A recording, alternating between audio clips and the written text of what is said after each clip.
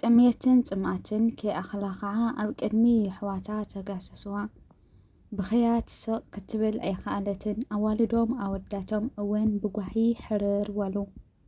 እቲ ካልኣዩ እንታይ ከም ዝፈጥር ኣይፈለጠን እዩ መጺኡ ንዕኦም ድራር ምሳሕ ናብ ምስራሕ ኣተወ። ምግቡ ሰራሪሑ ኸዓ ነተን ኣዋልድ ንእሽተይ ኣብጽሓለን ኣይተሓደር ብጣዕሚ ፍርሒ በብሓደ ክወስድና እዮም እንዳበላ ከይደቀሳ ሓደራ። ሰላምታይ ረሳዕኹ ናይ ህይወት ላይፍ ቻነል ተኸታተልቲ ዝኾንኩም ከመይ ኢልኩም ደሕና ዲኹም? ኣነ ሰላም እየ እግዚአብሔር ይመስገን። ከምቲ ኣነ ሰላም ዘለኹ ንስኹም በቢ ዘለኹሞ ሰላም ክትኮንልይ ናይ ኩሉ ግዜ ትምኒተይ እዩ። ልማዓንቲ ብሓድሽ ትሕዝቶ እየ መፂአኩም እኒኹ። እቲ ትሕዝቶ ድማ ኣብ ዝሓለፈ ካብ ቀዳማይ ክሳብ ሻምናይ ክፋል ድልየተይ ኣይነበረን ተኸታታሊት ዛንታ ሒዘልኩም ቀሪበ ነይረ እኒሆ። ሎም ድማ ብሃንቃውታ ትጽበይዋ ተሻዓይ ክፋል ተኸታታሊት ዛንታ ድልየተይ ኣይነበረን ሒዘልኩም መፅአ ኣለኹ። ክሳዕ መጨረሻ ሓቢርኩምኒ ፀንሒኹም እንተፈቲኹማ ላይክ ሸር ከምኡ ድማ ኣናፀሪእተኹም ኣይፈልየንን የትገብሩለይ ምብረታ ሓዝየ ዘመስግን ናብኣ ከብለኩም እየ። ክሳብ መጨረሻ ሓቢርኩም ንጽንሑ። ተኸታታሊት ዛንታ ድልየተይ ኣይነበረን ታሽዓይ ክፋል። ኣብ ዝሓለፈ ክፋል ሳምራዊት ሊብያ ከይደ ኣለኹ ምስ በላ ሰንቢዳ ከም ዝወደቐትን ዳንኤል እውን ቴሌፎኑ ከይከፈተ መንገዲ ሱዳን ከም ዝጀመረን ኣብ መንገዲ እውን ምስቲ ብዙሕ ዝናብ ኣዝዮም ደኺሞም ከም ዝነበሩን ርኢና ነርና። ዝቕፅል ክፋል ነዚ ይመስል። ሳብ መጨረሻ ሓቢርኩም ንጽንሑ። እቲ ጉዕዞ ብጸልማት ስለ ዝነበረ ዝኾነ ኣብ ቅድሚኻ ዘሎ ኣይትሪኦን ዋላ ነቲ ሓፀርቲ ቆጥቋጥ እውን ምስ ረገጽኻዮ ወይ ዕሾኽ ምስ ወገድካ ኢኻ ትፈልጦ። ብኸምዚ እንዳተጓዓዙ ከለዉ እዮም ሃንደበት ብጸጋሞም ወገን ድምፂ ስለ ዝሰምዐ እቲ ዝመርሖም ዝነበረ ናብኦም ምልስ ኢሉ በጥ በሉ። ዝኾነ ድምፂ ከይትገብሩ በሎም ብትሑት ድምፂ። ኩሎም ከዓ ኣብ መሬት በጥ በሉ። ንሱ እወን ካብኣቶም ብሕቕ ኢሉ ኮፍ ብምባል ኩነታት ይከታተል ነበረ። ኩሉ ሰብ ደኺሙ ስለ ዝነበረ ገሊኦም ኣብኡ ከለዉ ደቂሶም ገሊኦም ከዓ ስቕ ኢሎም እንታይ ኮይኑ ሸፋቱ ኣለዉ ኣብዚ ማለት ድዩ መራ ፈሪሓ ኣሎ ይበሃሃሉ ነበሩ ብሕሽኽታ። ልዋም ግን ኮፍ ኢላ እያ ነይራ። ዳንኤል ኮፍ ኢላ ምስ ረኣያ ናብኣ ብምቕራብ ናብ ነብሱ ኣጸጊዑ ኣደቀሳ።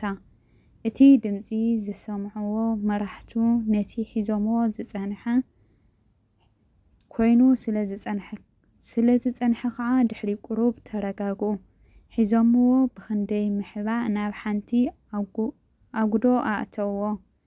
ኣብቲ ኣጎዶ ምስ ኣተውዎ ዝስተ ማይ ሂቦም ብዘይ ዝኾነ ድምፅን ደገ ምውፃእን ክድቅሱ ሓበርዎም። ኣብቲ ከባቢ ሰረቕቲ ከም ዘለዎ እውን ሓበርዎም። ካብኡ ክልተ ለይቲ ሓዲሮም ከዓ ብጸልማት ጉዕዞ ጀመሩ። ብኸምዚ እንዳተቐባበሉ ኣብ ሓጀር ዝበሃል ናይ ብዙሓት ሰምሰርቲ ዝእከበሉ ቦታ በጽሑ። ኣብኡ ልዕሊ ሚእቲ ዝኾኑ ሰባት እዮም ጸኒሖሞም ኣዝዩ ብዙሕ ሰብ። እቶም ናቶም ንዓኦም ይጽበዩ ስለ ዝጸንሑ ግን ኣይደንጎዩን። ንጽባሒትኡ ናይ ምሸት ካብኡ ኣበገስዎም። ሳራ ናይ ሱዳን ጀመርዎ። ከም ኣመሎም እንዳተቐባበሉ ከዓ ናይ ሱዳን ወዲኦም ናይ ሊብያ ኣረከብዎም። መጀመርያ ናይ ሊብያ ምስ በልዎም ኩሎም ኣዝዮም ተደሂሎም ነይሮም። ንሶም እውን ምስ ብረቶም ዕጥቆምን ስለ ዝነበሩ ምስቲ ዓው ዝብል ድምፆም ኣዝዮም ፈርሑ። ኣብኡ ሓዲሮም ንጽባሒትኡ ንግሆ ጉዕዞ ጀመሩ። ናይ 3 ሰዓት 4 ሰዓት ኣቢሎም ምስ ተጓዓዙ ግን መኪና ተባላሽያቶም ጠቕለላ ምኻድ ኣብየቶም። ኣብ ማእኸል ሳህራ እዩ ገረብ የብሉ ገለ የብሉ ዓቕሎም ጸበቦም። እቶም ናይ ሊብያ ከዓ ማይ የብሎም ምግቢ የብሎም እዮም መጺኦምዎም። ሙሉእ መዓልቲ ኩሎም ጽምኢ ማይ ምኽኣል ሲኢኖም ዓቕሎም ጸቢብዎም እንትሓተትዎ ከዓ ቅያር መኪና ክትመጽእ እያ ዝብል መልሲ ጥራይ ይህቦም ነበረ። ግዜ ኸይዱ ናይ ምሸት ኮይኑ ኩሉ ሰብ ተስፋ ቆሪጹ በቲ ፀሓይ በቲ ጽምኢ ማይ ተደኺሞም። ነዚ ዝረኣየ እቲ ሓደ ሊብያዊ ካብታ መኪና ኣውፂኡ ነዳዲ ዝተሓወሶ ማይ ብዓቐን ቆቁሩብ ኣስተዮም። ብድሕሪኡ ማይ ኣስትይዎም ካብኦም ኣርሒቑ ንወይኑ ኸይዱ እቲ ሓደ ከዓ ካብኡ ኮፍ ኢሉ ተረፈ። ንሓንቲ ካብተን ኣዋልድ ከዓ ናብቲ ዘለዎ ፀዋዓ እንታይ ኢልኒ እዩ ኢላ ኣዝያ ፈሪሓ እቲ ዝኸደ ከማን ይሓይሽ እምበር ንሱ ዋላ ገፁ ክፍርሕ መዓት እዩ ስቕ ምስ በለት ከዓ ብሕርቃን ተዓሊ ኢሉ ደገመላ። ንሳ ከዓ ብፍርሒ እንዳንቀጥቀጠት ናብኡ ቀረበት። ናቱ ዕላማ ፍሉጥ እዩ ነይሩ። ተሲኣ ናብኡ ገፃ ክትመፅእ ምስ ቀረበት ነታ ኣብ ቅድሚኡ ዝነበረት ብረት ኣልዒሉ ክዕምራ ጀመረ። ብድሕሪዚ ኩሎም ፈርሑ። ጽቡቕ ከምዘይሓስብ እውን ክርድኦም ጀመረ። ተኽ ኢሉ እውን ብኢዳ ሒዙ ደድሕሪ መኪና ክወስዳ ብእዳዋ ጎተታ።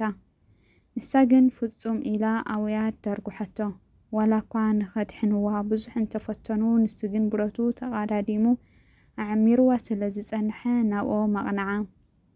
ንሳቶም ድሕሪ ብዙሕ ምክርኻር ንዕኦም ዝገደደ ከይልክሞም እዚ ኣይገድፍን ብምባል ነተን ናብ ኣገጾም ዝመፁ ዝነበሩ ከይትመፁ ክቐትለኩም እዩ በልዎም። ጥሜታን ጽምኣን ከይኣኽላ ከዓ ኣብ ቅድሚ ይሕዋታ ተጋሰሳ። ብኽያት ስቕ ክትብል ኣይከኣለትን። ኣዋልዶም ኣወዳቶም እውን ብጓሂ ሕርር በሉ። እቲ ካልኣዩ እንታይ ከም ዝተፈጠረ ኣይፈለጠን እዩ። መፂኡ ንዕኦም ድራር ናብ ምስራሕ ኣተወ። ምግቡ ሰራሪሑ ከዓ ነተን ኣዋልድ ንእሽተይ ኣብፅሓለን ኣይተሓደር ብፈርሒ በብሓደ ክወስድና እዮም እንዳበላ ከይደቀሳ እየን ሓዲረን። እቶም ኣወዳት እውን ከምኡ ደጋጊሞም እንድሕር ፀዊዕኩን ካብዚያ ከይትትስኣ ካብዛ ማእኸል ወፂኦም ክሳዕ ዝወስድኹን እንዳበሉ ደጋጎምለን። እንታይ ክገብር መቸም ምድሪ ንርእሳ ክትብል ወጊሓ እታ ትመፅእ ኣላ ዝብልዋ መኪና እውን ኣይመፀትን። ኩሉ ሰብ ተዳኺሙ ከባቢ ሰዓት 1 ኮይኑ ግን ሓንቲ መኪና ብርሑቕ ክትመፅእ ረኣይዋ። ናትና እያ ትኸውን ብምባል ከዓ ተስፋ ገበሩ። ተኽኢላ ናብኦም ምስ መፀት ከዓ ኩሎም ሓድሽ ሓይሊ ገይሮም ካብ ዝነበርዎ ተስኡ። ድሕሪ ቁርብ ከዓ ሓሓንቲ ብሽኩትን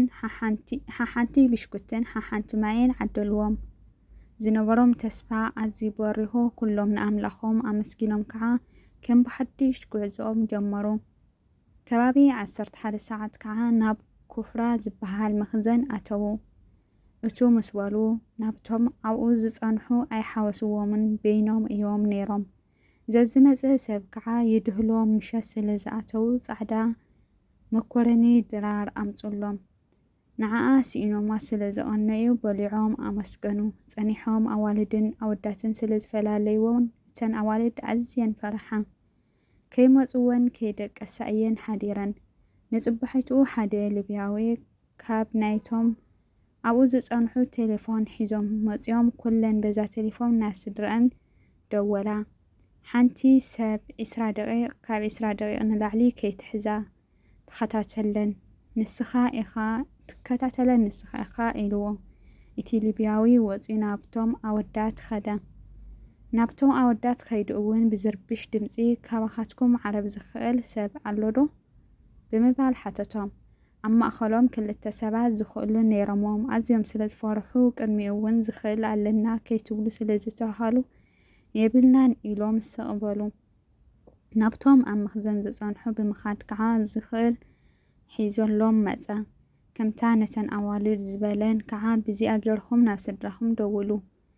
ዝኾነ ሰብ ካብ ስድርኡ ወፃኢ ናብ ካልእ ምስ ድውል ግን ንነብሱ ኣይበል ኢሉ ገዲፍዎም ከደ። ኩሎም ቴሌፎኖም ተሓዲጎም ስለ ዝነበረ ከዓ ነናብ ዝፈልጥዎ ቁፅሪ ቴሌፎን ደዊሎም ሊብያ ከም ዝኣተዉ ሓበሩ። ዳንኤል ዝድውለሉ እቲ ካብ ኣዲስ ዘበገሶ ሄኖክ እዩ ነይሩ። ናብ ከሊእ ከይትድውሉ ስለ ዝተባሃሉ ግን ኣዝዩ ፈርሐ። ድሓር ግን ኩሎም ብምምኳር ደውልሉማ ኩሉ ካብታ ሞባይል ትድምስሶ ከይረኽበካ ጥራይ ተጠንቀቕ ምስ በልዎ ተበራታቲዑ ደወለ። ኣትዮም ከም ዘለውሉ ድማ ሓበሮ። ግዚኦም ብደቃይቕ ስለ ዝነበረ ብዛዕባ ጉዳዩ ክዛረቦ ክጅምር ከዓ እቲ ሊብያዊ 10 ክፋል ይቐጽል። ኩራት ተኸታተልተይ ሎማዓንቲ ሒዘልኩም ዝቐረብኩ ዛንታ ድልየተይ ኣይነበረን 8 ክፋል ነዚኣ ትመስል ነይራ። ክሳብ መጨረሻ ሰሚዕኹማ ክትኮኑ ወይም ክትሰምዕዋ ተስፋ ይገብር።